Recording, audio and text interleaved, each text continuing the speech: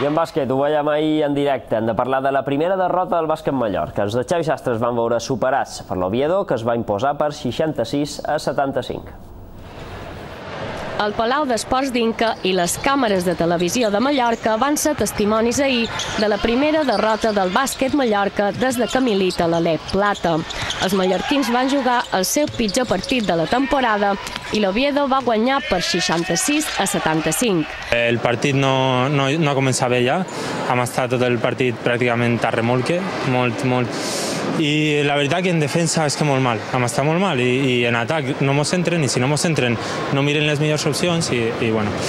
El partit ja va començar malament pel bàsquet Mallorca, que va encaixar un parcial de 2-12 que va llançar els asturians.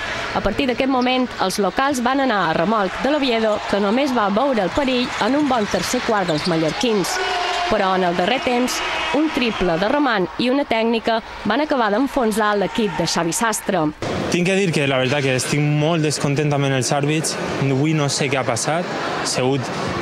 Han enxuntat la tècnica Xavi, que no ha tingut res a veure. Amb una derrota i a falta que acabi la jornada, el bàsquet Mallorca és 5è a la classificació. La setmana que ve tocarà al Land Mobile.